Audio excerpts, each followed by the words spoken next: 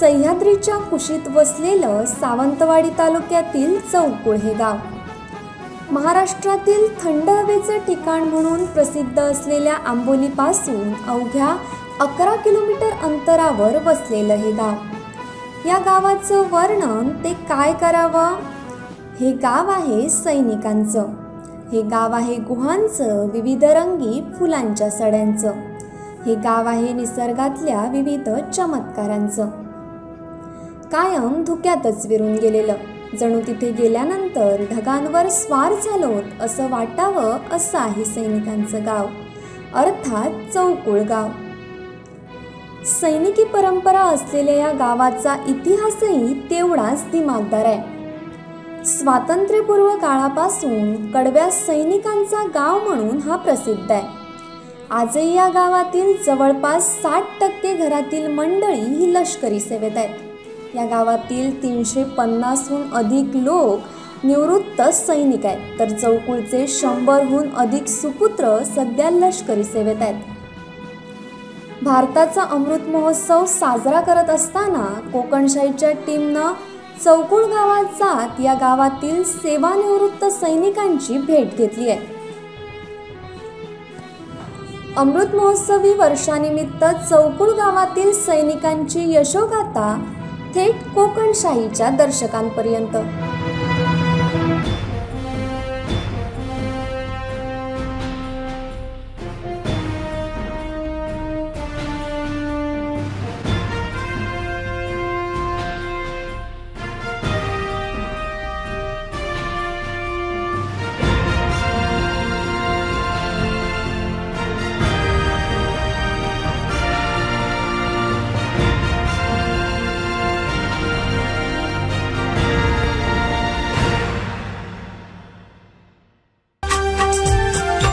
चौकुळ गाव जसा वैशिष्ट्यपूर्ण आहे तशीच या गावातील सैनिकांची यशोगाथा तितकीच ऐतिहासिकही आहे। या गावातील अनेक पिढ्या कधी युद्धासाठी तर कधी लष्करातील सेवेसाठी परभागातच राहिल्या, मात्र पिढ्यानपिढ्या सैनिकांचा वारसा या गावानं सोडला नाही।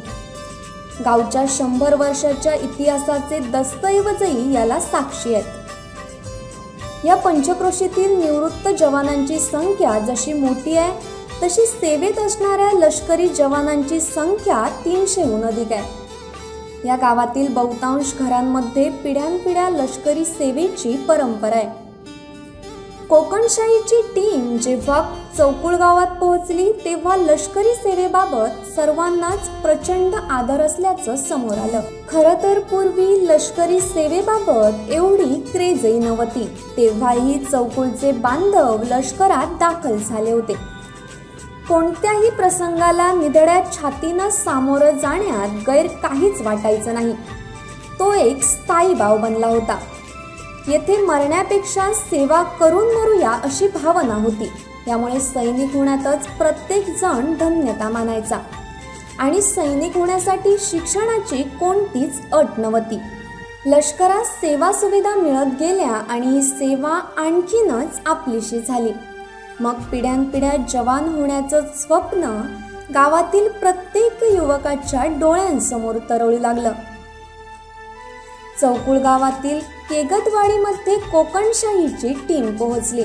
त्या ठिकाणी राहत असलेल्या माजी सैनिक विष्णू गावडे यांच्याशी कोकणशाहीचे साईनाथ गावकर यांनी संवाद साधलाय। या संवादावेळी त्यांनी सैन्यातील विविध थरारक अनुभव कथन केले। नमस्कार, मी साईनाथ गावकर। दर्शको, भारताचा अमृत महोत्सवी वर्ष जे ते साजरं होत आहे आणि आज 15 ऑगस्ट आहे। आपणा सर्व भारतीयांना कोकणशाहीकडनं अमृत महोत्सवा वर्षानिमित्त हार्दिक शुभेच्छा देतो। दर्शको, कोकणशाहीची टीम जी ती आता सैनिकांचं गाव म्हणून ओळखल्या जाणाऱ्या सिंधुदुर्ग जिल्ह्यातील आंबोलीपासून जवळच असलेल्या चौकुळ गावात आलो। चौकुळ गावातील केकतवाडीमध्ये आम्ही आलो। माझ्या सोबतीनं आपल्या भारतीय सैन्यामध्ये दाखल असलेले आणि आता सेवानिवृत्त झालेले विष्णू गावडे सर, विष्णुदेव गावडे गावडे सरांशी आपण संवाद साधणार। गावडे सर, सर्वप्रथम आपल्याला अगदी कडक सॅल्यूट। जय हिंद। जय हिंद सर। जय हिंद। Thank you sir. काय सांगाल, आपली संपूर्ण ओळख कोकणशाहीच्या दर्शकांना आपणच करून द्यावी अशी मी विनंती करतो। मी 5-10-56 मध्ये सैन्यात बॉईज म्हणून भरती झालो आणि 31 नोव्हेंबर 1990 मध्ये ऑर्डिनरी कॅप्टन म्हणून रिटायर झालो. माझी ही माझ्या घराण्यातली चौथी पिढी. माझे वडील सैन्यात होते MLI मध्ये, मराठा इन्फंट्रीमध्ये. त्यांच्यानंतर मी झालो. माझ्यानंतर माझा मुलगा भरती झाला आणि आज माझा नातू सुद्धा सैन्यात आहे. एकूण 4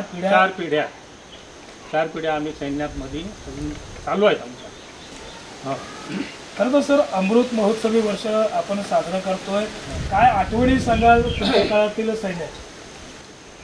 1960-61 मध्ये गोवा ऑपरेशनमध्ये आम्ही पहिला भाग घेतला. त्याच्यानंतर 1962 मध्ये सिक्कीममध्ये असताना चायनाच्या ऑपरेशनमध्ये त्यावेळेला भाग घेतला. 1965 मध्ये कार निकोबारला आम्ही होतो, ज्यावेळेला पाकिस्तानने आपली हिंदुस्थानची लढाई सुरू झाली त्यावेळेला. आणि 1971 मध्ये पश्चिम सेक्टर गुरदासपूरवरनं आम्ही पाकिस्तानमध्ये लढायला होतो. 6 महिने आम्ही कोटकपुरा ह्या भागामध्ये राहिलो. सर, एखादा किस्सा जो निश्चित आम्हा भारतीयांना ऐकल्यानंतर अंधावरती शारा येईल, परंतु आमची मानही अभिमानानं उंचावेल आणि एक अभिमानास्पद वाटेल, असा एखादा किस्सा आपल्या एकूणच कार्यकाळातला? नाही, कार्यकाळातले तसे बरेच विषय आहेत, पण ते फार मोठे आहेत, सांगण्यासारखे नाही हे आहे. कारण आम्ही सिक्कीममध्ये ज्यावेळेला 1962 मध्ये गेलो त्यावेळेला अशी दुर्गम रस्ता होता की तिथं जाणंसुद्धा कठीण. युनिटमध्ये जायला 6-6 महिने लागायचे पोचायला. हो. आणि त्या ह्याच्यामध्ये स्लायडिंग आणि पाऊस, बर्फ हे सगळं ते असायचं. त्यामुळे तिथं फार कठीण परिस्थितीमध्ये आम्ही दिवस काढलेले आहेत. सिलिगुडीवरनं जाताना आम्ही तेलाच्या बाटल्या घेऊन जायच्या, कारण तिथं थंडीमध्ये तेलसुद्धा राहत नव्हतं. अशा विषय ह्याच्यामध्ये आम्ही तिथं दिवस काढलेले आहेत. तसेच 71 मध्ये आणखी जर 2 दिवस जर चालली असती लढाई तर पुरं पाकिस्तान हिंदुस्थानच्या ताब्यात आलं असतं. पण त्यावेळेला काय झालं, बांगलादेश हा आझाद झाला लगेच आणि त्यावेळेला लढाई थांबली गेली. त्यामुळं तो पाकिस्तानचा जो देश होता तो आपल्या अंडरमध्ये येण्याच्या ऐवजी तो तसाच राहिला. ही एक अधुरं स्वप्न हिंदुस्थानचं राहिलं असं आम्हाला वाटतं. पण मग त्यावेळी लढाई करत असताना काय जिद्द असायची, काय जुनून असायचा, काय फक्त एक माणसाची एकच असतं की आपण हरू किंवा मारू. एक आपण लढाईच्या वेळेला माणसाला एकच हे असतं की समोरच्याला मारू किंवा मरू, दोनातलं एकच होणार, दुसरं काय होणार नाही. त्याच्यामुळे दुसरं काय विचार माणसामध्ये येत नसतो. हीच एक जिद्द असते, कारण पाठीमागे आपण जाऊ शकत नाही. पुढचा शत्रू जोपर्यंत मरत नाही तोपर्यंत पुढे जाऊ शकत नाही. अशा परिस्थितीमध्ये माणसाचं एकच हे असतं किंवा मारू किंवा मरू, हे दोनातलं एकच आहे. तिकडचं खरं तर ना, आम्ही इथं आतमध्ये म्हणजे बॉर्डरच्या आतमध्ये आम्ही सर्वसामान्य म्हणून जीवन जगत असताना फार आनंदानं जीवन जगतो. आमचे सर्व सण उत्सव साजरे करतो. तुमच्याकडे नेमकं म्हणजे बॉर्डरवरती अर्थात काय परिस्थिती असते ज्या दिवशी इकडे दिवाळी दसरा असतो त्या दिवशी? ज्या दिवशी दिवाळी दसरा असतो त्या दिवशी सण हे मिलिटरीमध्ये, फौजमध्ये हे सुद्धा मानले जातात, सगळे मानवतात.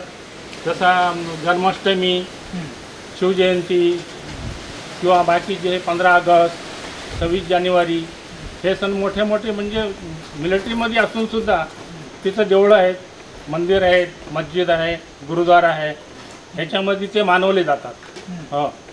आणि त्यामुळे सगळ्यांचा एक सहयोग असतो आणि एक उत्सुकता असते. आणि सगळ्यात पहिलं की मोठं कुठंही जाताना पहिलं परमेश्वराचं नामस्मरण करून मग माणूस पुढे जातो. ही परमेश्वराची एक मोठी एक भावना एक मनामध्ये असते. हां सर, मला ना पुन्हा एकदा म्हणजे अजून बऱ्याच जणांचे जे मुलाखती आहेत या निश्चित या स्पेशल एपिसोडच्या माध्यमातून कोकणशाहीच्या दर्शकांपर्यंत पोहोचणार आहेत. अगदी शेवटचा प्रश्न माझा आपल्याला, आपण सीमेच्या त्या ठिकाणी राहून लढाई करत असता, आम्हा भारतीयांचं रक्षण करत असता, आपण आता सेवानिवृत्त झालात, काय भावना आहेत? आत्ताचं नेमका भारत देश किंवा आतमधली सीमेच्या आतली परिस्थिती आपल्याला नेमकी कशी वाटते? खरंच देशाचा विकास झाला आहे? तुम्ही तिथं तर लढत असता, परंतु इकडच्या राजकारण्यांच्या माध्यमातून विकास झाला, काय याबाबत एकूण परिस्थितीवर भाष्य करा. आता परिस्थिती म्हणजे एक असं आहे की देशाची सध्याची परिस्थिती अशी, गरिबांना जरा प्रॉब्लेम मोठे आलेले आहेत की महागाईमुळे. महागाई ही एक फार उच्च स्तरावर जाऊन पोचलेली आहे. ही आम्ही एक निवेदन आमचं एक असंच आहे की ह्याच्यामध्ये थोडंसं बदल करावा. महागाई ही माणसाला कमी करून त्याच्यामध्ये माणसांना थोडंसं श्वास घेण्यासाठी चांगलं साधन मिळावं, हीच आमची एक इच्छा आहे. निश्चित महागाई कमी व्हावी अशा पद्धतीची अपेक्षा या माजी सैनिकांनी व्यक्त केली आहे. सर, आपल्या कार्यकर्तृत्वाला कोकणशाहीचा आणि कोकणशाहीच्या या सर्व दर्शकांकडनं पुन्हा एकदा कडक सॅल्यूट आहे. नमस्कार सर, मनापासून धन्यवाद. आपण कोकणशाहीशी संवाद साधला. थँक्यू. दर्शक, अशाच अजून काही सैनिकांना, माजी सैनिकांना आपण चौकुळ गावात आलो, भेटणार आहोत. वरुण राजा तर कोसळतोय, कदाचित आपल्याला तो शुभेच्छा देतोय आपल्या एपिसोडला, असंही म्हणायला हरकत नाही. सर, पुन्हा एकदा मनापासून धन्यवाद. धन्यवाद. भेटू अजून काही सैनिकांना.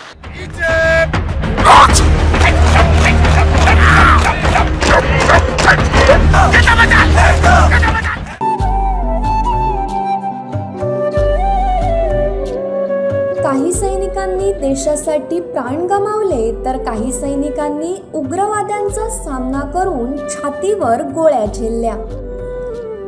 आझाद हिंद सेना मेजर, सुभेदार, मेजर जनरल तसंच कमांडो अशा हुद्द्यावर येथील जवान भरती झालेले आणि आजही आहेत. काही वीर सैनिकांना मरणोत्तर ताम्रपट शौर्य पुरस्कार देण्यात आलाय.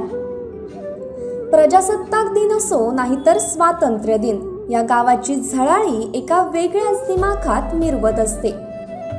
या गावातील सैनिकी परंपरा जशी प्रगल्भ आहे तशीच वीरांची शौर्यगाथाही. त्यानंतर कोकणशाहीची टीम पोहोचली तोपरवाडीमध्ये. चौकुळमधील तोपरवाडीतील माजी सैनिक अर्जुन गावडे यांच्याशी कोकणशाहीचे जिल्हा प्रतिनिधी चिन्मय घोगळे यांनी संवाद साधलाय. अर्जुन गावडे यांनी तर सैन्यातील सांगितलेले अनुभव अक्षरशः अंगावर काटा उभे करणारे होते. पाहुयात आमचे प्रतिनिधी चिन्मय घोगळे यांनी अर्जुन गावडे यांच्याशी साधलेला संवाद.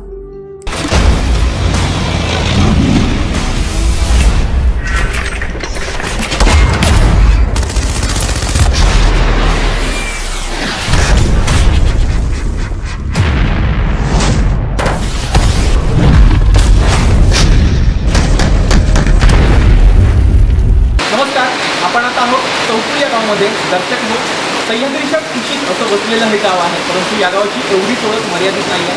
सैनिकांचं गाव असं या गावाला म्हटलं जातं. दर्शक हो, या गावाच्या प्रत्येक घरामधून एक एक सैनिक निघतो. सैनिकांची फॅक्टरी असं या गावाला म्हणायला हरकत नाही.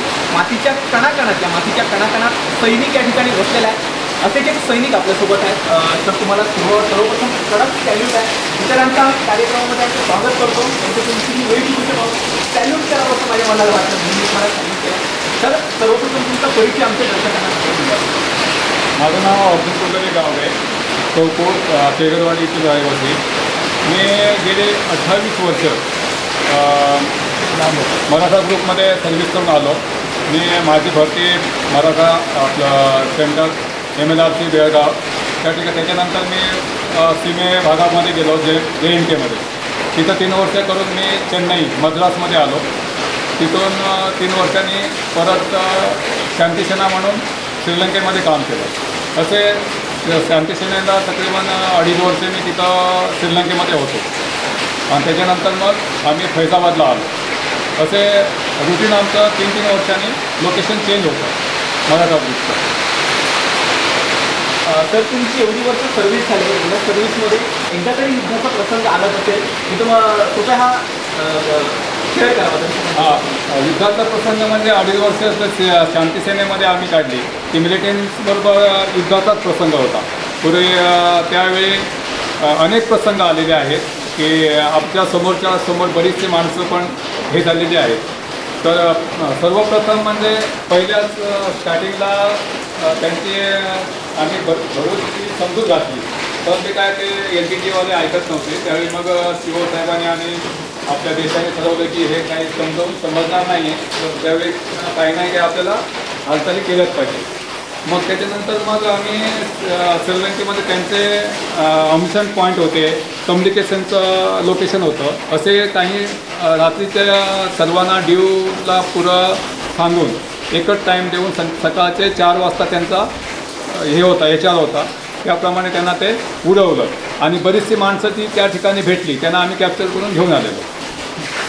बघ त्याच्या दुसऱ्या दिवसापासून मग युद्ध सुरू झालं. मग पहिलाच युद्ध म्हणजे कसं, आम्ही जाफना फोर्टमध्ये होतो.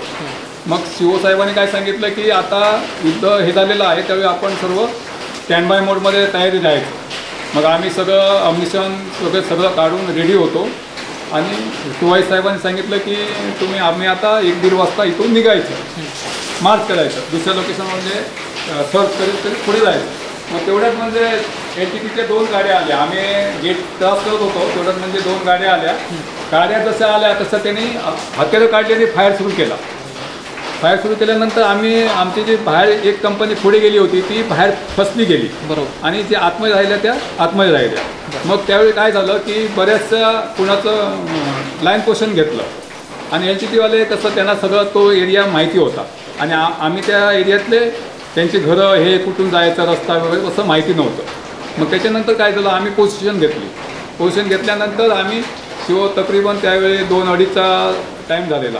मग शिव काय म्हटले की तुम्ही आता आपण आपला ह्यांना खरे करायचं, पुढे हे करायचं आणि ह्यांना हाकलवायचं. मग असे करता त्यांना सर्च करीत पुढे घरं सर्च करीत आम्ही पुढे निघलो. निघाल्यानंतर काय झालं, मी कंपनी कमांडरचा ऑपरेटर होतो त्यावेळी. मग त्यावेळी जो एक शिपाई आहे, दुसऱ्या प्लाटनाचा एक शिपाई आमच्यामध्ये चुकून आल्यानंतर तो काय म्हटलं, त्याला मी कंपनी कमांडर म्हटलं ह्याला राहून द्या, आता तोपर्यंत आपल्यासोबत चुकून आलेला आहे, आमच्याच कंपनीचा होता. मग त्याला सांगितलं की तो आता जाऊ नको, तू इथंच थांब, आमच्यासोबत थांब. पण तो ऐकेना. नाही म्हटलं माझं प्लाटनात मी भेटणार आणि निघून जाणार इथं. मग थोडा आम्ही त्याला बघतोय, आम्ही बिल्डिंगच्या वर चढलो होतो आणि तिथून बघत होतो. मग तो मुलगा शिपाई होता, रस्ता क्रॉस करून चालला होता. तेवढ्यामध्ये काय झालं की अचानक LTTवाले पण फायर करत होते. मग ते कुठून फायर करायचे ते समजायचं नाही, दडून फायर करायचं. मग अचानक पुढे काय ते तकरीबन 100-200 मीटरवर तो मुलगा गेला आणि भिंतीला रस्त्याच्या लाईनला घरं होती, त्याला धरून चालत होते. मग ज्यावेळी तो आपल्या प्लाटनामध्ये पोचला तेवढ्यात म्हणजे तो कसा ओव्हरलॅप टार्गेट मोठं झालं. म्हणजे तो दुसऱ्या माणसाला क्रॉस करून पुढे जायला निघाला ना, त्यावेळी त्याला पुरा जो ब्रस्ट केला तो पूर्ण ब्रस्ट त्यालाच लागला, त्याच मुलाला. आणि तो तिथं गटारात पडला आणि त्याने मोठ्याने आई ग म्हटलं. मग त्याचा जो हवालदार होता त्याने त्याला उचललं. कम्युनिकेशनवर रेडिओ सेटवर मला लगेच सांगितलं की असं आपल्या एका मुलाला लागलं.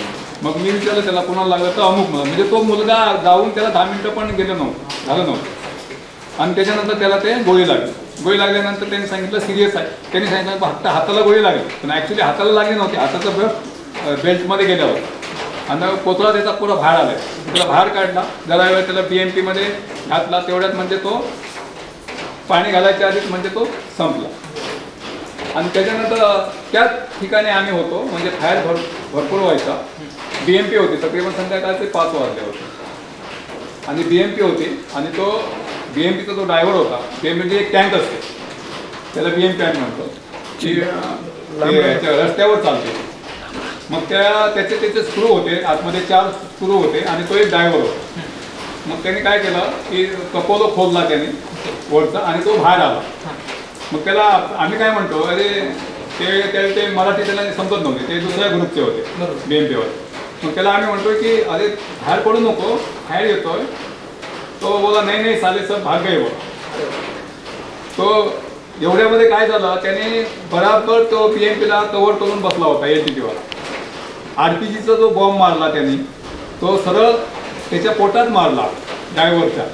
तो सरळ ड्रायव्हरच्या पोटात घुसून बॉम्ब आतमध्ये गेला BMPमध्ये. BMPमध्ये गेला ना, त्यावेळी ते 4 स्क्रूची एवढी ओरड होती ना, आम्ही सगळ्या बॅटऱ्या घेऊन आतमध्ये जर बघत होतो तर पूर्ण रक्त येत होतं. ती BMP गेली, तो ड्रायव्हर तर तिथंच गेला ऑन द स्पॉट. आतमधले 4 स्क्रू होते ना, त्यांनाही भरपूर लागलं. आतमध्ये जाऊन तो बॉम्ब फटला त्या BMPमध्ये. आणि त्याच्यानंतर ते आम्ही दुसरी BMP मागून मग त्यांना बाहेर काढून कसे बाहेर काढले आणि त्यांना दुसऱ्या गाडीत घालून BMP टाकून पाठवलं. आणि त्याच्यानंतर मग आमचं CEO म्हटलं आता ठीक आहे, कारण हे एका दिवसाची लढाई नाही आहे, तुम्ही आता पाठीमागे या. मग परत आम्ही त्याच्यानंतर 6-7 वाजता रिटर्न आलो. म्हणजे त्यावेळी पहिल्याच दिवशी आमचा पलटणचा एक जवान गेला फर्स्ट दिवशी. तर आता मी प्रसंग बोलतोय, माझ्या अंगावर आता शहारे येत आहे, पण त्यावेळी सैनिक तुमच्या समोर असतो, तुमच्या हातात देखील शस्त्र असतं, परंतु हे भारतीय सैनिकाचं रक्त आहे असं शांत वाटणार नाही. नेमका कसा प्रसंग असतो त्यावेळी? कसं असतं, त्याला काही वाटत नाही आपल्याला कुठे लागेल काय, असं काही नसतं. त्याच्या अंगात फक्त एकच असतं की मी त्याला सोडणार नाही, त्याला मी मारणार. असं मला काय लागेल ह्याची कलाला कोणाला चिंता नसते त्यावेळी. आणि त्यावेळी आपल्या कोणाला जर एखादा लागली तर त्या जो दुसरा असतो त्याच्या साथीदार, त्याला भरपूर म्हणजे त्यावेळी राग येतो. बरोबर, की आपण ह्याचा बदला घ्यावाच असं वाटतं. सर, एक लता मंगेशकरांचं गाणं आठवतंय, जब देश में थी दिवाली वो खेल रहे थे होली, जब हम बैठे थे घरों में वो झेल रहे थे गोली. सर, घरी एखादा गणपती, आपल्या गणेशोत्सव असतो, दिवाळी असते, घरचे आपल्या सण साजरा करत असतात आणि आपण त्याच वेळी सीमेवर असतो. नेमक्या भावना कशा असतात? घरातल्यांची पण आठवण येत असेल, नेमक्या भावना त्यावेळी कशा? नाही, त्यावेळी घरातल्यांची आठवण येते, परंतु कसं आहे, ज्यावेळी आम्ही त्या ठिकाणी आहे म्हणून घरातले ठीक आहे असं वाटत नाही त्यावेळी की आपल्याला की आपण पण त्या ठिकाणी काही हे करावं. परंतु कसं असतं की आठवणी जरी आल्या तरी देश हे सर्वात, मातृभूमी ही सर्वात मोठी, त्याच्यानंतर मग बाकीचं.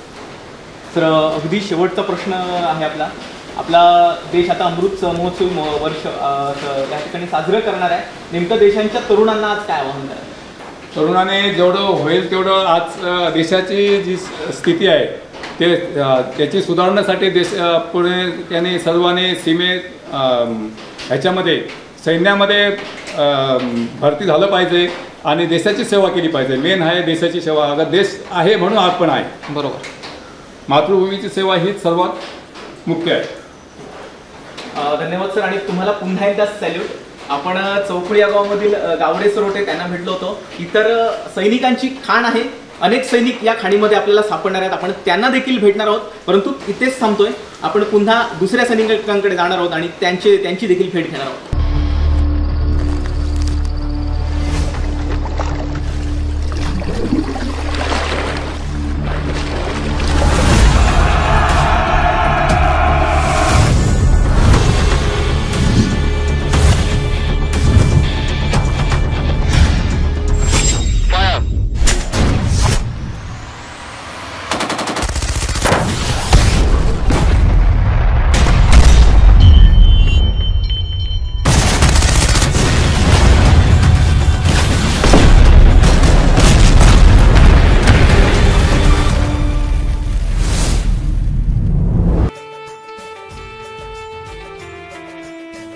खरं तर सैनिक परंपरा असल्यानं या गावात मुळातच शिस्त ही पिढ्यानपिढ्या चालत आलेली आहे.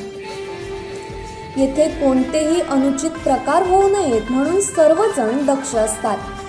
गावातील एकी कायम राहावी, गावात हेवेदावे असू नयेत म्हणून राज्य सरकारनं तंटामुक्त अभियान राबवण्यास सुरुवात केली. मात्र शतकानुशतके चौकुळ गावात तंटामुक्तीची परंपरा कायम आहे. चौकुळ गावाचा इतिहास समजून घेत कोकणशाहीची टीम अशाच एका माजी सैनिकांच्या निवासस्थानी पोहोचली. कॅप्टन अंकुश गावडे यांची कोकणशाहीच्या टीमने भेट घेतली. यावेळी अंकुश गावडे यांच्याशी साईनाथ गावकर यांनी साधलेला संवाद पहा. दर्शको, आपण भारताचं अमृत महोत्सवी वर्ष साजरं करतोय आणि या अमृत महोत्सवी वर्षानिमित्त कोकणशाहीची टीम ही सैनिकांचं गाव म्हणून ओळखलं जाणाऱ्या सिंधुदुर्ग जिल्ह्यातील चौकुळ गावामध्ये आम्ही आलो. चौकुळ गावातील कॅप्टन अंकुश कावरे सर हे आपल्या सोबतीने आहेत. आपण त्यांच्याशी चर्चा करणार आहोत. सर काय सांगणार, आपली संपूर्ण ओळख कोकणच्या माध्यमातून सर्व दर्शकांना देखील व्हावी अशी इच्छा आहे. काय आपली ओळख? मी चौकुळ गावचा रहिवासी आहे. मी 1971 एप्रिलमध्ये भरती झालेलो आहे. मी सैन्यामध्ये दाखल झालो 1971 एप्रिलमध्ये. त्याच्यानंतर ऑक्टोबर 71 मध्ये पठाणकोटच्या पुढे सांबा सेक्टरमध्ये गेला. तिथून मग डिसेंबरच्या एंडिंगमध्ये 15 डिसेंबरला लढाई सुरू झाली. त्याच्यानंतर मग आम्ही पहिले डिफेन्स घेतला. तिथे डिफेन्स घेतल्यावर मग त्यावेळीचे स्थलसेना प्रमुख जनरल माणिक शाह त्याने आढळून दिले की आता उद्यापासून सगळ्यांना दरबार घेतला मोठा पूर्ण ब्रिगेड म्हणजे 2-3 हजार लोकांचा. त्याच्यानंतर त्याने सांगितले की आम्ही पुढे उद्यापासून जाणार. मग तिथून गेलो पुढे आणि मग वार सुरू झाला. म्हणजे साधारण 14 जानेवारीपर्यंत मकर संक्रांतीपर्यंत वार चालू होता. त्यावेळी आमच्या ब्रिगेडमध्ये 3 बटालियन होते, ग्रेनेडियर, मद्रास, मराठा.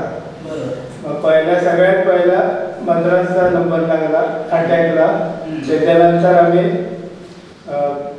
ग्रेनेडियर, त्या ग्रेनेडियरला पूर्ण घेरायला लावला. त्यांची बरेचसे लोक म्हणजे एक कंपनी कॅज्युअलिटी म्हणजे पूर्ण संपली.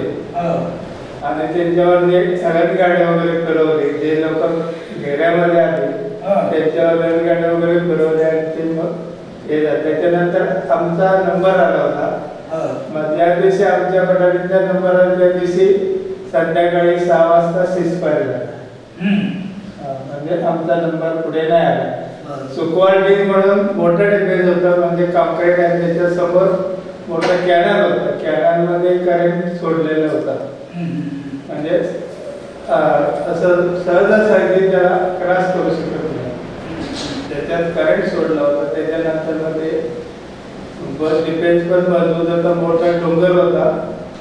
त्याच्या पलीकडे ते लोक होते. आम्ही पाकिस्तानचे होतो. पाकिस्तानचं समोरासमोर.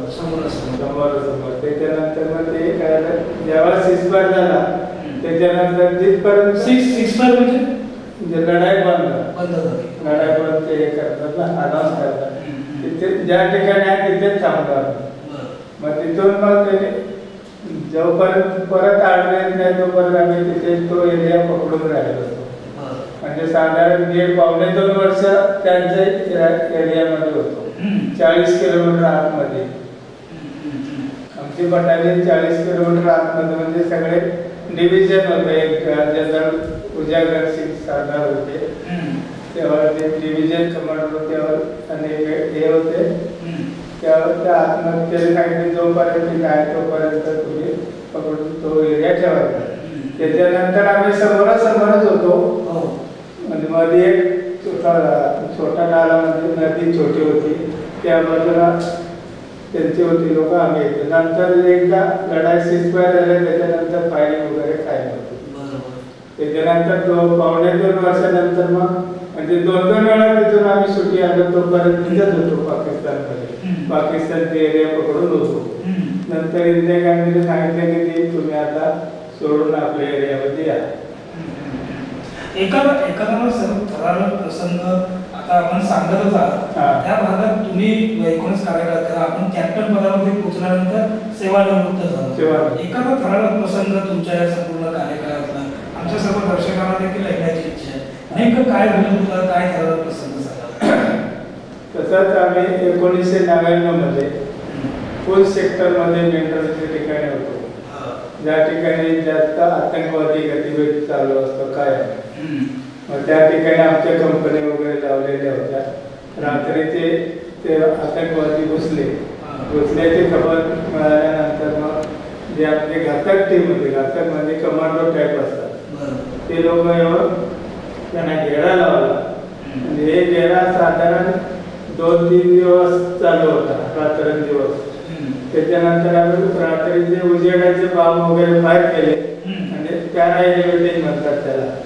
ते फाईट करून दोन आतंकवाद्याला मारला. त्याच्यानंतर एक आतंकवादी कॅज्युअल्टी झाला आणि तुम्ही एवढे सिक्युरिटी आतमध्ये जाऊन बँडेज वगैरे करून तरी आला, पण 2 आतंकवादी मारले. त्याच्यात आमचा एक जवान शहीद झाला आणि नंतर साधारण 3 दिवसानंतर तो एरिया पुन्हा क्लिअर केला. असे पण एकूणच सर मला खरं ते जाणून घ्यायचं, एक जवान आपले शहीद झाले असंही आपण सांगितलं. आपल्या बरोबर काम करणारा आपला एक सहकारी सीमेवरती लढता लढता शहीद होतो, त्यावेळी तुमच्या मनातल्या नेमक्या भावना काय असतात? त्यावेळेला भावना म्हणजे जर त्याच्या एक शहीद झाल्याने आम्ही असं त्याचा विचार करत राहिलो तर पुढचं जे ऑपरेशन तास आहे ते पूर्ण नाही. मग त्याच्याबरोबर 1 किंवा 2 माणसं आम्ही सोडून तिथे पुढच्या कामाला लागले. म्हणजे त्या जर एक आता 10 जण आम्ही गेलो शिक्षण, त्याच्यात एक जखमी झाला किंवा एक्सपायर झाला, मग त्याच्याबरोबर सगळे नाही थांबतात. सर एकूणच ह्याच्यावर लढाया होत असतात त्यावेळी मनात नेमकं काय चाललेलं असतं, काय जुनून जो असतो आपण जुनून ज्याला म्हणतो हा संचारलेला असतो, त्याबाबत काय मनात म्हणजे आता ते आजकाल पूर्ण एक झालेलं आहे की आतंकवाद कुठे पण आपण पीस एरियामध्ये असो, खेडमध्ये असो, JNK मध्ये मी साधारण 3 वेळा टर्नओव्हर काढला. एका लढ्यामध्ये JNK मध्ये होतो, त्याच्यानंतर 86 ते 89 मध्ये परत पाकिस्तानच्या बॉर्डरवर होतो, त्याच्यानंतर रिटायर व्हायच्या अगोदर पण पुंछ सेक्टर मेंढर सेक्टरमध्ये होतो, ज्या ठिकाणी जास्त आतंकवाद्याची गतिविधी असते. मेंढर साईडला 10 ब्रिगेड मेंढर होते.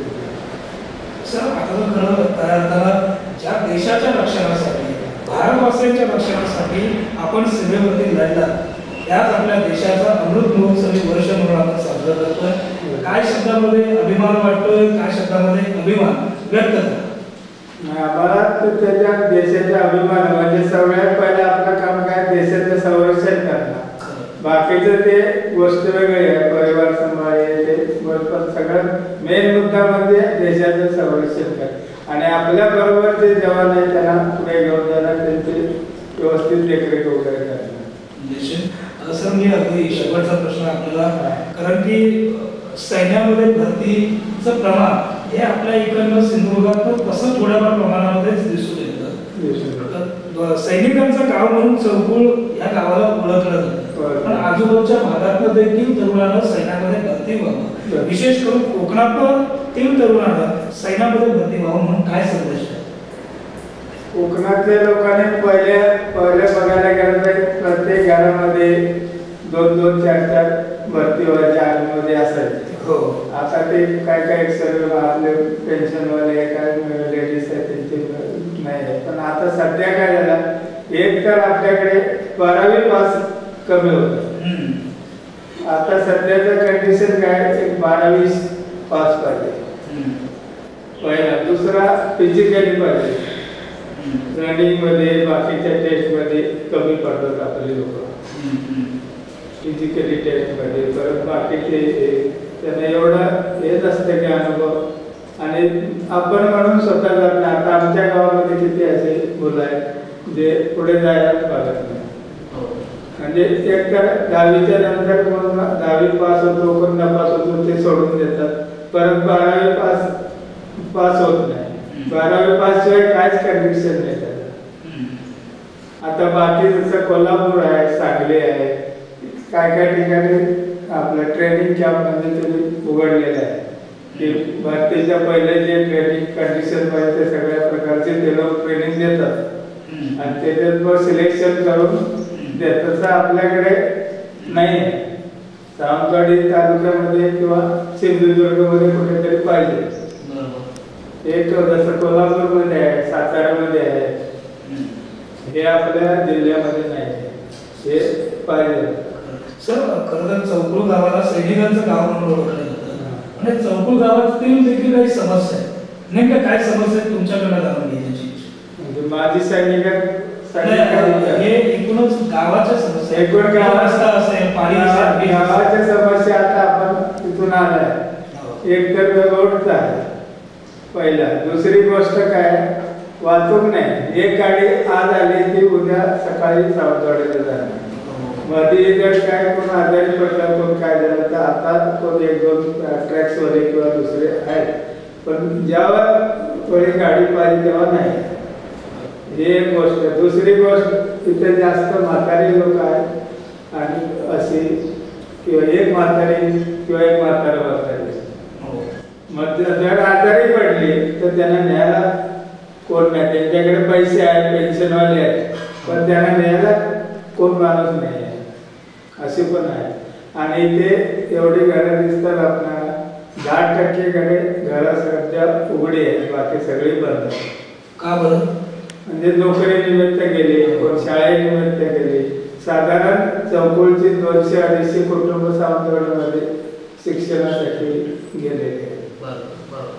कोण कोल्हापूरला नोकरीला आहे, कोण बेळगावला आहे, कोण पुण्याला आहे, कोण याला आहे. सर, भारत सरकारनं जी आता अग्निपथ योजना सुरू केली, या योजनेविषयी तुमचं काय? अग्निपथ योजना एकतर बरोबर आहे, पण काय आहे, जर नंतर 4 वर्षे करून पुढे त्याला काहीतरी हे नाही, चान्स नाही. म्हणजे 4 वर्ष पण आता गव्हर्नमेंटने काय केलं, 4 वर्ष फक्त करायचं आणि जायचं. हे ग्रॅज्युएट अफसरला पहिलं होतं की 5 वर्ष करून जायचं, पण 4 वर्ष करायचं, यांना बाहेर नोकरी मिळणार की नाही याची शाश्वती नाही आहे. मेन पॉईंट तो. पण ह्याच्यामध्ये 4 वर्षानंतर जे त्या एकूण डिसिप्लिनमध्ये असतील त्यांची भरती कायमस्वरूपीमध्ये केली जाणार आहे. त्यांची भरती कायमस्वरूपी नाही, त्याच्यात ते काही प्रश्न 100 लोक असले तर 10 किंवा 15 लोक रेग्युलर करतात. बाकीचे 4 वर्ष झाल्यानंतर त्यांना 10 लाख रुपये देऊन घरी जातात. पेन्शन वगैरे काय नाही. तर दर्शक हे आपल्या सोबतीला होते कॅप्टन अंकुश गावडे. अजूनही काही सैनिकांशी आपण संवाद साधणार आहोत, त्यांच्याशी बोलणार आहोत. एकूणच सैनिकांच्या गावात अर्थात चौकुळमध्ये कोकणशाहीची टीम आली, त्यामुळे येथील सैनिकांशी संवाद साधून या सर्व सैनिकांचे जे अनुभव आहेत ते निश्चितच आपल्यापर्यंत पोहोचवण्याचा प्रामाणिक प्रयत्न हा कोकणशाहीच्या माध्यमातून होणार आहे. अजूनही काही माजी सैनिकांना आपण भेटणार आहोत. चला माझ्यासोबत.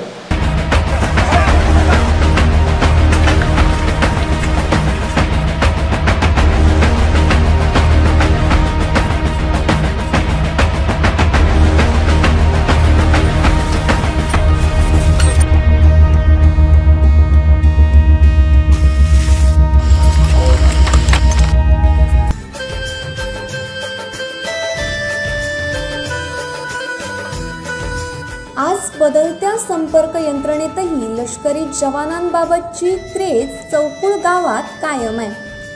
बरेच जण लष्करी सेवेतच असल्यानं अथवा निवृत्त झाल्यानंतरही अन्य सेवा करत असल्यानं गावापासून दूर आहेत.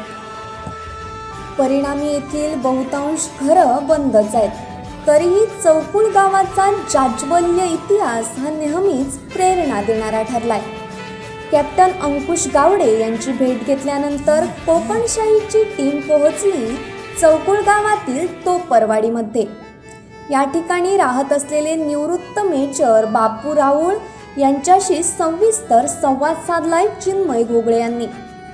बापू राऊळ यांनी कथन केलेले सैन्यातील अनुभव तर अक्षरशः डोळ्यांसमोर युद्धाचं आणि सीमेवरील जवानांच्या कर्तृत्वाचं जिवंत उदाहरण उभे करणारे ठरले. पाहुयात बापू राऊळ यांनी कथन केलेले अनुभव. नमस्कार, आपण आता आलो आहोत चौकुळ येथील तोरपवाडीमध्ये. दर्शक हो, चौकुळ या गावाला सैनिकांचं गाव असं म्हणून ओळखलं जातं. असेच एक माजी सैनिक माझ्यासोबत आहेत. सर, सर्वप्रथम तुमचा परिचय दर्शकांना करून द्यावा. मी निवृत्त सुधा मेजर बापू राऊळ, राहणार चौकुळ, तालुका सावंतवाडी, जिल्हा सिंधुदुर्ग. सर, सर्व्हिसमध्ये असताना अनेक थरारक अनुभव तुम्हाला आले असतील. ते थरारक अनुभव आमच्या दर्शकांसोबत शेअर करावे. सर्वप्रथम मी तुम्हाला सांगू इच्छितो की मी OP पवन श्रीलंका ह्या ठिकाणी ड्युटीवर असताना एक आम्हाला टास्क मिळालं होतं. ते टास्क पूर्ण करून आम्ही संध्याकाळी आपल्या लोकेशन म्हणजे राहण्याच्या जागेवर परत येत होतो. तिथं आम्ही वाटेत येत असताना एका मोड म्हणजे ज्याला आपण तिरडा रस्ता म्हणतो, अशा ठिकाणी 3 बाजूनी आमच्या गाडीवर LTTने हल्ला केला. त्या LTT म्हणजे नेमकं काय? LTT म्हणजे काय लिबर टॅगेशन ऑफ तामिळ. काय असतं ते? ते आता तो त्यांचा एक ग्रुप होता तो, म्हणजे ते आता असं सांगायचं असलं तर ते LTT म्हणजे ते श्रीलंकेमध्ये एक ते मद्रासी असल्यामुळे ते लंकेन लोक त्यांना हे करत नव्हते, म्हणजे आपल्यामध्ये आता मिसळून घेत नव्हते. अशा तऱ्हेचं ते एक त्यांचं हे होतं लिबरेशन. आणि त्यांचा जो मुख्य होता तो प्रभाकरण म्हणून असा व्यक्तीचं नाव होतं. म्हणजे आम्ही जेवढं ऐकलं तेवढं सांगतो मी, असं होतं ते. आणि आम्ही तिथून संध्याकाळी निघत होतो आणि अशा एका मोडवर आमच्यावर अटॅक झाला. आणि त्या अटॅकमध्ये तिन्ही बाजूने LTTनं म्हणजे त्या श्रीलंकेच्या LTTवाल्यांनी हमला केला. आणि त्या हमल्यामध्ये आमच्या गाडीचं सहसा त्यामध्ये 8 जण सैनिक होते आणि एक नायब सुधार म्हणजे ज्युनियर कमिशन ह्या रँकचा एक ऑफिसर होता. ते सगळे त्याच्यात मारले गेले. तो एक क्षण आमची गाडी पुढे होती कमीत कमी 500-600 मीटर आणि त्या पाठीमागे ही घटना झाली. आणि तेवढ्यात आम्हाला ते कळालं आणि परत गेलो तर आम्ही ते बघूनच म्हणजे आमचं असं हे झालं होतं की काय म्हणजे काय घडलंय.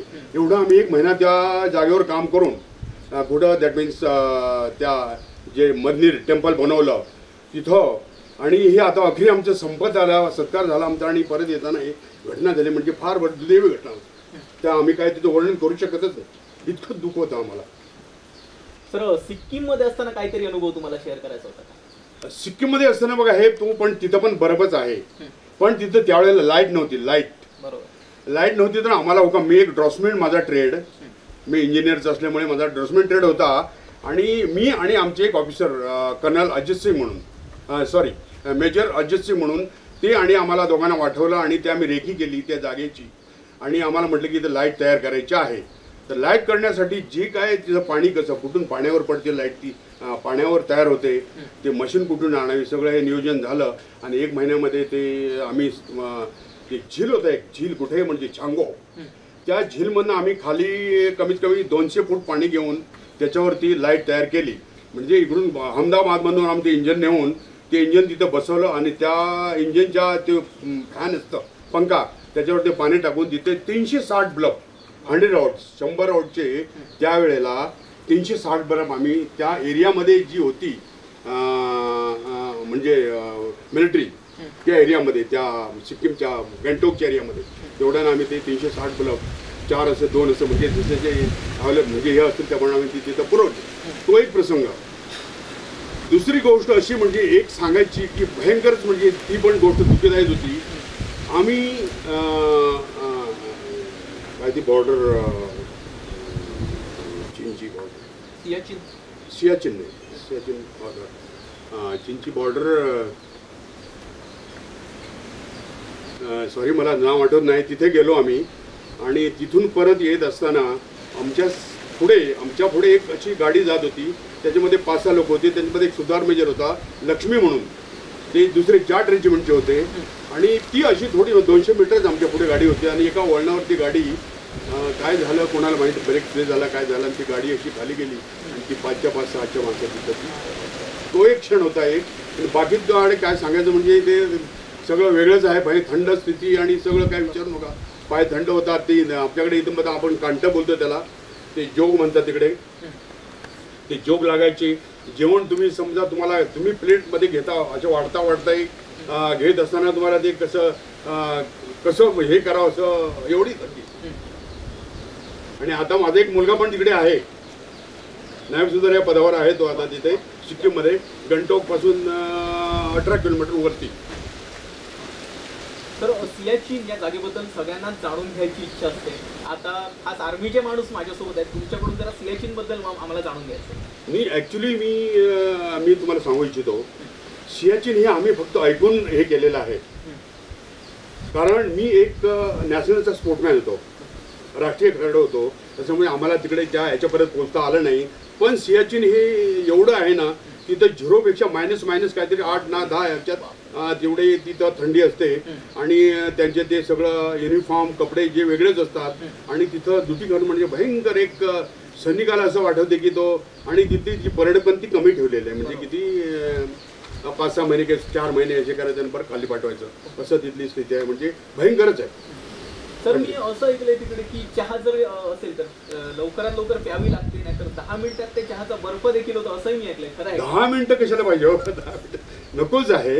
होतेच ते. आता तुम्ही चहा घेतली, तुम्हाला हे केले, दिली चहा, आणि तुम्ही जर तो 5-10 मिनिटं अशी राहिला तर ते थंड होऊन जाते.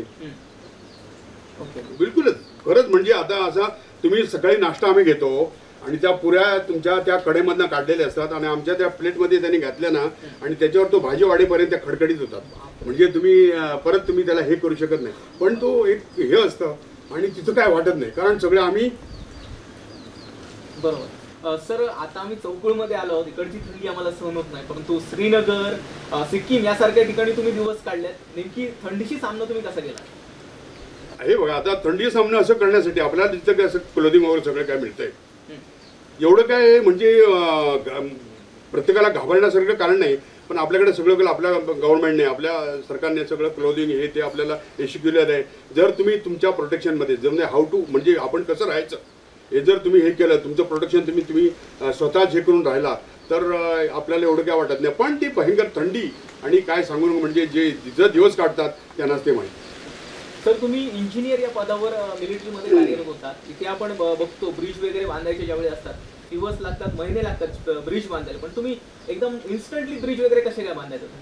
आता हा बघा, दिस इज सिक्रेट क्वेश्चन. ओके, आम्ही तो लिकआउट करायला, पण तो मी तुम्हाला बोलतोय आता. ती ही ब्रिज सगळी काय झाली त्यांचे ह्याच्यात बनवली असतात, म्हणजे कुठल्या तरी जो सांचा असतो त्याच्यात हे केलेले असतात आणि ते जोडत जायचं त्याला पण म्हणजे खूप हे लागतं. जर तुमचा एवढं सूत एक केसभर जरी एक कुठे ते चॅनल किंवा पॅनल जे असतात ना ते गेलं तर तुम्ही ते फिट बसणार नाही. ते काळजीपूर्वक हे करावं लागतं. किंवा आता काय ती ह्याची ब्रिज होती, कोणाची रशियन ब्रिज होती, KEM क्रुपमान. ती क्रुपमान काय त्याच्यामध्ये हवा भरायची, हवा भरून ते पंटून तयार करायचे आणि त्या पंटूनवर किती तुम्ही जरी लोड घातला, मोठ्याच्या मोठे टँकर जरी तेवढं ते होत नाही, ते हवा भरायची, किती % हवा भरायची, त्याला वॉल परत बसवायचा, ते हे करून त्याच्यावरती त्याचा जो वरचा जो थरा हे असतं ते मांडून त्याच्यावरनं ते 2-2 तास 4-4 तासामध्ये किंवा रात लागली तर ते करून ते सकाळी आपली इथून आर्मी पास झाली पाहिजे. हे आमचं पक्के मुख्य हे असतं. सर केंद्र सरकारची नवीन योजना आहे अग्निपथ, याच्याबद्दल तुमचं काय म्हणणं? अग्निपथ मी काय सांगू शकत नाही, बिकॉज आय एम एक ज्युनियर कमिशन आहे. तरी पण जी योजना होती ती बरी होती आणि एका अर्थाने ती पण एकतर पटली नाही लोकांना पटली नाही. ते कारणच होतं. आता 4 वर्षामध्ये एक सैनिक, सपोज तुम्ही व्हा, कोणी व्हा, 4 वर्षामध्ये आपण काही शिकू शकत नाही. म्हणजे ते तुम्हाला ते प्लेट घेऊन तिथं पडणं ते 1 वर्ष निघून गेलं, परत तुम्ही 2 महिने सुट्टीवर राहिला, परत गेलं, म्हणजे त्याच्यामध्ये एवढं हे होऊ शकत नाही. पण ते आता जे तो विचार करून आमच्या ह्या वरिष्ठ जे अधिकारी आहे किंवा पार्लमेंट आपले जे मोठे जे आहेत त्यांनी ते हे केलं, पण ते लोकांनी त्याच्यावर खूप ऑब्जेक्शन, आपण काय म्हणतो ऑब्जेक्शन म्हणजे झालं त्याच्यावर, आणि म्हणून ती आता थोडी ती स्थगित राहिलेली आहे. अदरवाईज जर एक व्यक्ती, एक माणूस, आपल्या इंडियाचा एक मुलगा आता 22-23 वर्षाचा जर तो भरती झाला आणि त्यांनी 4 वर्ष नोकरी केली आणि जर तो तिथं येऊन राहिला तर होऊ शकतं, कारण आपल्याला तशाची काय आवश्यकता आहे. आणि तो 30-40-35 वर्ष झाल्यानंतर तो एवढं जे आता जे मुलं करतील तुम्ही कराल तसे ते करू शकत नाही. पण ही योजना बरी होती, पण ते 4 वर्षामध्ये जरा डिबी वाटलं लोकांना, म्हणून असं काहीतरी हे झालेलं आहे. पण त्याच्यावर आपलं जास्त भास करणं मी योग्य समजत नाही आहे. ते आपल्या वरच्या लेवलची गोष्ट आहे. ओके, पण योजना बरी होती आणि एका बाजूने हे पण होती. म्हणून आता कुठली बाजू घ्यायची ती आता सरकारच हे करेल. सर माझा अगदी शेवटचा प्रश्न. ओके विचारा मला तुम्ही. सातारा आणि सांगली या जिल्ह्यातून मोठ्या प्रमाणावर देशाच्या सेवेमध्ये तरुण जे आहेत ते भरती होत असतात. त्या तुलनेत आपल्या सिंधुदुर्ग जिल्ह्यातून कमी तरुण आपल्या देशसेवेमध्ये भरती होत आहेत. नेमका सिंधुदुर्गातल्या या तरुणांना आजच्या अमृत महोत्सवी स्वातंत्र्यानिमित्त काय नेमकं आवाहन करा? काय एकदम व्हेरी नाईस. तुम्ही जो प्रश्न आता विचारला तो माझ्या मनातलाच आहे. कसा तुम्ही सातारा आणि सांगलीचं नाव घेतलं, त्यापेक्षाही आमचा ह्या कोकणामध्ये रत्नागिरी जिल्ह्यामध्ये हा सावंतवाडी तालुका संस्थानी तालुका असल्यामुळे ही आंबोली, चौकुड, कलबीस हे खालचे गाव आहेत, कुडाळचे काय गाव आहेत, हे संपूर्ण सैनिक होते. आणि त्यावेळेला इथून ही मराठा पलटण, हे मराठा बेळगावचे इथून आंबोली किंवा ह्या कोकणात येऊन भरती करायची, हे आता सगळं संपलेलं आहे. आणि आम्हाला तोच खेद वाटतो की ह्या गावामध्ये त्यावेळेला 30-40 50-50 एकरावर भरती करून घेऊन या आणि आता इकडे कोण गुडकून पाहत नाही. तो माझा क्वेश्चन हा होता मराठा शेल्टरच्या कमांडंटला, आपण कधी असे दरबार वगैरे असले, मिटिंग असल्या की त्याच्यात त्यांच्याशी बोलावं आणि हा प्रश्न उपस्थित करावा. कारण ह्या सिंधुदुर्गामध्ये आमच्या सावंतवाडी तालुका किंवा सिंधुदुर्ग जिल्ह्यामध्ये हा एक जो होता तालुका संस्थानिक तालुका होता आणि त्याच्यामध्ये सगळे लढाऊ सैनिक होते आणि ते इतके भरती व्हायचे. सगळे तुम्ही बघिता, कोण परब, कोण गवस, कोण गावकर, कोणते हे, कोणते ते, हेच होते मराठ्यामध्ये.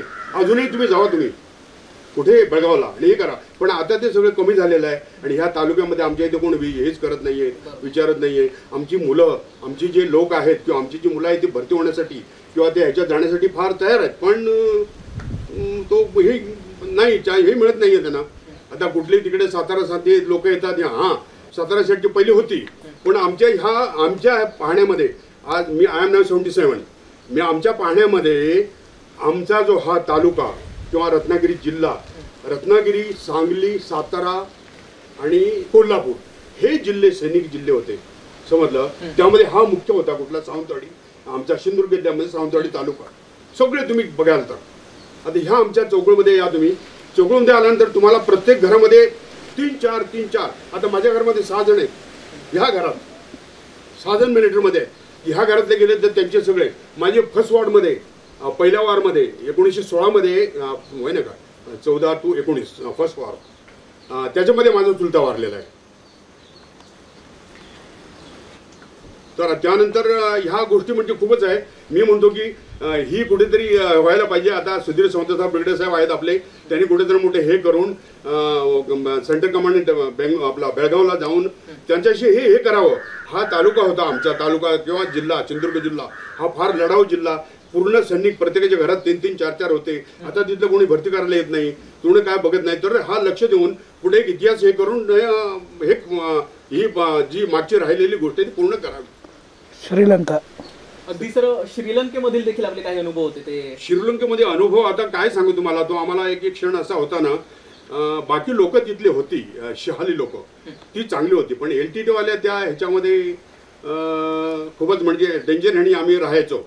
आम्ही आता आमच्या कॅम्पपासून 1 किलोमीटरवर आमची वॉटर पॉईंट होतं, म्हणजे पाणी हे करण्याचं. आणि ते पाणी कसं, आमची जे मिलिटरी होती, आमचे जे सैन्य होतं इंडियन, त्याला आम्हीच म्हणजे विहीर खोदावी आणि त्या विहिरीचं पाणी आमच्या सैनिकाला द्यावं, त्याच्यामध्ये कोणी. आणि ते रात्रंदिवस 24 hours तिथं काय राहायचं प्रोटेक्शन, म्हणजे कोणी काय ते पॉइझन टाकेल, ते काय टाकेल हे म्हणून. आणि असं तो एक दिवस होता. दुसरी गोष्ट, सकाळी उठून रोड ओपनिंगमध्ये आम्हाला इथून आता आंबोलीला जायचं आहे, सॉरी आंबोलीला जायचं. तर आंबोलीला जाण्यासाठी आपल्याला हा फॉरेस्ट लागतो, मध्ये काय लागतं तिथं रात्रीचे होते सुरुंग पेरून वगैरे ठेवायचं. त्यासाठी सकाळी 6 वाजले, दिवस दिसायला लागला की आमची प्रोटेक्शन पार्टी ते माइन डिटेक्टर हे ते घेऊन सगळं तो रस्ता आंबोलीपर्यंत चालत जाऊन तो चेक करायचा आणि क्लिअर रिपोर्ट द्यायचा कुठे सेंटरला किंवा आमच्या कमांडला, रोड इज क्लिअर, ओके.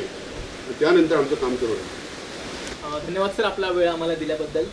दर्शको, आपण चौकुळ अर्थात सैनिकांच्या गावामध्ये आलेलो आहोत. असेच अनेक सैनिक आहेत, आपण त्यांना देखील भेटणार आहोत. तर चला माझ्यासोबत आपण त्यांनाही भेटूया.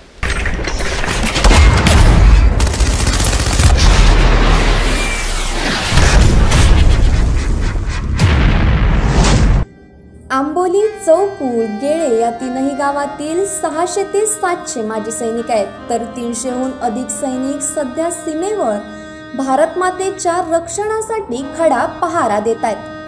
सैनिक परंपरा असल्यानं या गावात मुळातच शिस्त ही पिढ्यानपिढ्या चालत आली आहे.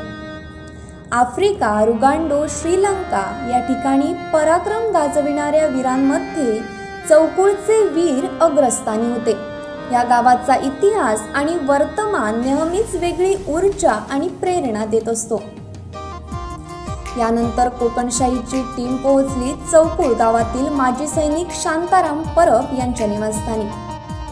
कोकणशाहीचे व्यवस्थापक तथा मार्केटिंग हेड राजेश हेदळकर यांनी त्यांच्याशी साधलेला संवाद पहा. नमस्कार दर्शको, आपण आहोत चौकुळ गावामध्ये आणि आज आपल्या समोर बसलेत माजी सैनिक, यांचा आपण थोडक्यात परिचय घेणार आहोत. सर, आपलं नाव कसं? मी श्री शांताराम भरमाजी परब. केगतवाडी इथं माझा रहिवासी असून मी 29 वर्ष 2 महिने 5 दिवस आर्मीमध्ये मराठा लाईट मिलिटरीमध्ये सेवा केलेली आहे 16 मराठ्यामध्ये. सध्या मी रिटायरमेंट असून इथं माझी आई 103 वर्षाची आहे. तिची सेवा करण्याकरता मी इथं असतो आणि आमचे भाऊ कोण ना कोणतरी असते. आम्ही 4 भाऊ आर्मीमध्ये होतो. एक थोरले भाऊ एक्सपायर्ड झालेला आहे आणि 4 भाऊ आम्ही 3 देशवर आणि एक म्हणजे सिव्हिल प्रायव्हेट नोकरीमध्ये आहे. सर आपला एक बॉर्डरवरती एखादा थरारक अनुभव असं आम्हाला 68ला नवगाव सेक्टरला होतो. तर आम्ही राणे इथे पोस्टवर होतो. तिथनं काहीतरी अल्मोडा 17,000वर अल्मोडा होतं. तर तिथं आमची एक पेट्रोलिंग होती. तर रात्रीचा भयंकर बर्फ पडला आणि आमचं तिथनं मिलाप तुटलं आणि आमचे जे सुभेदार घोडेसाहेब होते त्यांनी आपल्या मनाने विड्रॉल केलं. ते विड्रॉल केलं आणि त्या फ्लॅटमध्ये लोक मिळाले आणि आमचं हत्यार वगैरे खूप हे झालं होतं आणि त्यामुळं हा एक फार खतरनाक किस्सा झाला होता त्यावेळेस. आता आपण अमृत महोत्सव काळ बघतो तुम्ही, तर तुम्ही काय व्यक्त कराल दर्शकांना, काय आपल्या भावना व्यक्त कराल की लोकांनी जो गव्हर्नमेंट जशी उत्साहाने काम करतात तसं लोकांनी बी ह्या सहयोग करावा आणि हे जो 75 वर्ष आहे हे आनंदात मानावा. कारण लोकांनी जे खूप प्राण गेलेले आहेत, ज्यांनी हे भारत देश जिंकून दिलेला आहे, ज्यांनी आपलं बलिदान दिलेलं आहे, त्या लोकांची आत्मा शांतता द्यावी ही सर्वांची इच्छा आहे.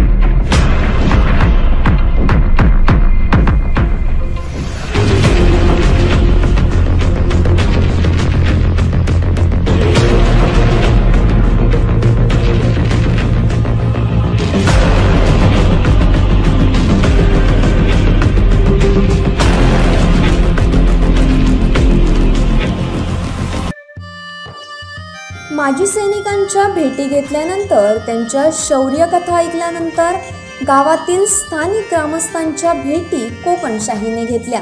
या भेटीदरम्यान चौकुळ गावात नेमक्या समस्या काय आहेत हे देखील कोकणशाहीने जाणून घेण्याचा प्रयत्न केलाय. यावेळी सैनिकांच्या कुटुंबियांनी व्यक्त केलेल्या भावना तर शासन आणि प्रशासनाच्या डोळ्यात जळजळीत अंजन घालणाऱ्या ठरल्यात. पाहूया कोकणशाहीचे मुख्य संपादक साईनाथ गावकर यांनी स्थानिक ग्रामस्थांशी साधलेला संवाद.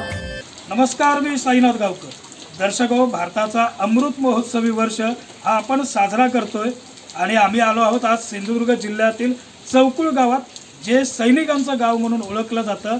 पण या गावात आल्यानंतर येथील ग्रामस्थांनी कोकणशाहीशी बोलण्याची इच्छा व्यक्त केली. का तर त्यांना आपल्या ज्या काही समस्या आहेत ह्या समस्या कोकणशाहीच्या माध्यमातून लोकप्रतिनिधी आणि प्रशासनापर्यंत पोहोचवण्याची इच्छा होती. आपल्याबरोबर या चौकुळ गावातील हे सर्व ग्रामस्थ आहेत. ह्या प्रत्येकाच्या घरामध्ये एक एक सैनिक हा आताच्या घडीला भारताच्या आपल्या भारतवासियांच्या रक्षणासाठी सैन्यामध्ये सीमेवरती उभा आहे. पण हे सर्व मंडळी आजच्या घडीला विविध समस्या, गावातील विविध समस्या सोबतीनं घेऊन चालत आहेत. त्यांच्याशी आपण बोलणार आहोत. मी सर्वप्रथम या ठिकाणी मॅडमांकडे जातोय. मॅडम, काय सांगाल, नेमकं काय समस्या आहे तुमच्या गावामध्ये? आमच्या गावामध्ये सध्या आता 1 महिना झाला पावसाची, तर पाऊस एकदम खूप मोठा जोरदार पाऊस आहे आणि त्या पावसामध्ये आमच्या आता 12 वाड्या आहेत आमच्या गावच्या. त्या 12 वाड्यामध्ये निदान 6-6 किलोमीटर लोकांना यावं लागतं आहे बाजारासाठी, इतर मुलांना शाळेत यावं लागतं आहे. म्हणजे सगळ्याच त्यांच्या गैरसोयी झाल्यात, प्रवासाची काही सोय नाही त्यामुळे की नाही. आणि असं पूर्ण गाव हे आमचं अंधारात आहे. त्यामुळे महिनाभर संपूर्ण गाव आमचं अंधारात आहे महिनाभर. त्यामुळे आमच्या मुलांच्या म्हणा, शिक्षकांच्या सगळ्याच्या शिक्षणाच्या सुद्धा गैरसोयी होतात. मग या याच्यावर की हा आपण आता 75वा अमृत महोत्सव साजरा करतोय, पण त्याच्यामध्ये आमच्या गावामध्ये काहीच सुविधा नाही. प्रत्येक घराघरामध्ये आमचा एक सैनिक आहे. मग हे सैनिकांचं गाव असून देखील या गावामध्ये काहीच सुविधा नाही. आम्हाला सध्या आम्ही अंधारात चाच पडतोय. पण मग एकूणच खरं तर ना, हे जे लोकप्रतिनिधी आहेत, प्रशासन आहे, यांनी कुठंतरी आता आत्मपरीक्षण करण्याची गरज आहे. खऱ्या अर्थानं या ठिकाणी अधोरेखित होत आहे.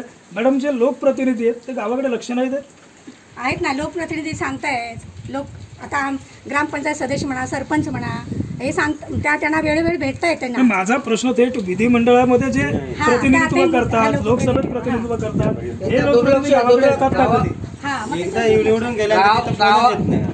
सैनिकांचा गाव म्हणून सांगता पूर्ण सगळ्या राजकारण्यांनी सगळ्यांनी हे दुर्लक्ष केलेलं आहे. 8 दिवस लाईट नाही इथं. एक म्हातारे घरी आहेत, त्यांची मुलं मुंबईला आहेत, त्यांना पाणी आणावं लागतं. लाईट नसल्यामुळे पाणी नाही. शेजारच्या बाईने त्या म्हाताऱ्याला पाणी आणून दिलं पाहिजे. आज ही परिस्थिती गावची आहे. राजकारण्यांना कोणाला काही देणं नाही. कोणी काय 8 दिवस लाईट नाही, कोण काही लक्ष नाही इथं. कमाल आहे. लाईटीची सुविधा नाही, रस्त्याची तर अवस्था या मार्गावरनं येत असताना आम्ही पाहिले. साहेब काय सांगाल? रेंजची सुद्धा काल आम्ही साहेबांना फोन लावलेला आहे BSNLच्या नाही इलेक्ट्रिक ऑफिसमध्ये.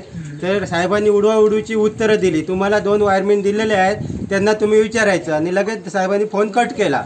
तर वायरमॅन तर काम आपले करता येतं, कारण ते एवढ्या मोठ्या पावसात 12 वाड्या आहेत की 12 वाड्यामध्ये जाऊन ते काय करणार. त्यांना फक्त आम्ही विचारलं साहेबांना, त्यांना काहीतरी बॅकअप द्या ना तुम्ही. तर साहेबांनी फोनच कट केला. फोन कट केल्यानंतर काय विषय संपला. आणि परत लावून बघितलं तर फोन लागत नाही. आम्ही शेतावरसून माणसं येतात, गावातली शेतावरसून माणसं येतात. संध्याकाळी ती जातात, घरी जातात. आणि ते लाईट जर नसली तर काय करणार, ते जेवण करणार, काय करणार. एक तर आता कॅरोसिन मिळत नाही, रॉकेल मिळत नाही आम्हाला. दिवे पेटून नाही तर मेणबत्त्या पेटून किती दिवस पेटवणार हो. आता स्वयंपाक करायचा आहे तर संध्याकाळी लाईट नाही, मेणबत्ती रॉकेल आम्हाला मिळत नाही, केरोसिन स्वयंपाकासाठी किंवा चूल पेटवण्यासाठी. आणि आमचा चौकुळ गाव असा आहे, चेरापुंजी सारखा इथे जोरदार पाऊस, सतत पाऊस. आणि लाईट नाही, अंधारात त्या महिलांनी संध्याकाळी जेवण कसं करायचं. मेणबत्ती किती वेळ पेटते सांगा बघा, 15 ते 20 मिनिटं. 10 रुपयाला एक मेणबत्ती. मग त्या मेणबत्ती किती पेटवायच्या आम्ही, किती जाळायच्या त्या. मुलं अभ्यास करू शकत नाहीत लाईट नसल्यामुळे. आम्ही अभिमानानं सांगतो, आमच्या सिंधुदुर्ग जिल्ह्यातील सैनिकांचा गाव चौकुळ गाव. पण या गावातील समस्या या ग्रामस्थांकडून ऐकल्यानंतर मात्र सर्वांना खरंच आत्मपरीक्षण करण्याची गरज आहे. पुन्हा एकदा अधोरेखित करतो. साहेब काय सांगाल, काय काय अडचणी? काय अडचण म्हणजे आज पहिल्या आधी ज्या लोकांना लाईटीशिवाय पाणी नाही, दळण नाही, सगळं मोबाईल नाही, रेंज नाही, मग लाईटीवर सगळं माणसाचं जीवन आहे. आणि असं असताना 15-15 दिवस लाईट नाही आणि संबंधित खात्याचे अधिकारी काय दुर्लक्ष करतात. तुम्हाला लाईनमॅन दिलेले आहेत, ते काम करा. वायरमॅन तर नाहीच आहे, स्टाफ कमी आहे. लोकांनी काय करायचं? लोकांची सगळी गैरसोय झालेली आहे. त्याच्यानंतर साहेब आमच्या हा जो गाव आहे ना, हा महाराष्ट्र शासन असं कागदोपत्री लागल्यामुळे गव्हर्नमेंटचे जे फॉरेस्टचे जे अधिकारी आहेत ते लाकडं तोडायला विरोध करतात, शेती तोडायला विरोध करतात. हा आमचा गाव आहे, ही पूर्वजापासून कबलायतर गावकऱ्याचं गाव आहे. असं असताना आता फॉरेस्टवाल्यांनी इतर जिल्ह्यामध्ये मिळणारे वाघ वगैरे आणून आमच्या गावात सोडतात.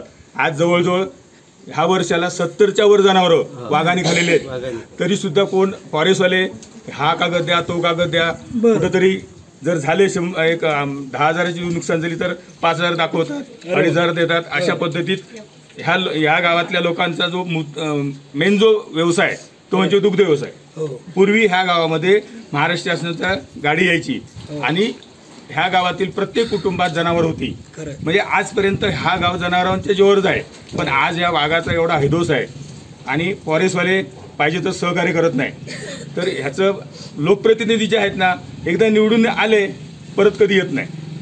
फक्त आता निवडणुका जाहीर झाल्या. केसरकरनी दत्तक गाव घेतलंय आमचा, दत्तक गाव घेतलाय. दीपक केसरकरनी पालकमंत्री आता आहेत ते, त्यांनी दत्तक गाव घेतला आमचा. चौकुळ गावात दत्तक म्हणून घेतलाय. आणि आमच्या गावातले रस्ते बघा, पुरे कुंभोड्यापर्यंत रस्ता पूर्ण म्हणजे काय ते खड्ड्यात रस्ता आहे का रस्त्यात खड्डा आहे तेच काय समजत नाही. आपण हे सर्व ऐकतोय, ऐकताना खरंच ना दीपक केसरकर साहेब, आपण आता मंत्री झालात. मंत्री झाल्यानंतर काय होईना, सिंधुदुर्गातील सैनिकांचा गाव म्हणून चौकुळ गावाची ओळख आहे. आणि या अर्थात गाववाल्यांना अपेक्षा आहे की आम्ही देशाचं रक्षण करतो, आम्ही तुम्हा सर्व भारतवासियांचं रक्षण करतो. आमच्या रक्षणासाठी आमच्या लोकप्रतिनिधींनी निदान या अमृत महोत्सवी वर्षाच्या निमित्तानं का होईना धावून यावं, एवढीच प्रामाणिक अपेक्षा या सर्व गाववासियांची. आपण सर्व शासनाचे जे काही लोकप्रतिनिधी आहेत आणि प्रशासनाचे अधिकारी आहेत, यांनी या चौकुळवासियांच्या समस्या मनावरती घेणं, तातडीनं ह्यांचा विद्युत पुरवठा सुरळीत सुरू करणं. आणि मगाशी सरपंचांनी देखील सांगितलं की अंडरग्राऊंड 3 किलोमीटर वायर करायची आहे. यासाठीचे जे प्रस्ताव आहेत हे कुठेतरी मंजूर होऊन ते प्रत्यक्षात कामाला सुरुवात होणं ही खऱ्या अर्थानं काळाची गरज आहे. तेव्हाच आम्ही सिंधुदुर्ग जिल्ह्यामध्ये आणि संपूर्ण भारतात अमृत महोत्सवी वर्ष साजरा केल्याचं आत्मिक समाधान जे हे निश्चित आपणा सर्वांना मिळाल्याचं समाधानकारक चित्र हे पाहायला भेटेल एवढं निश्चित आहे. चिन्मय घुगळे आणि राजेश हेदळकर सह साईनाथ गावकर, कोकणशाही, चौकुल.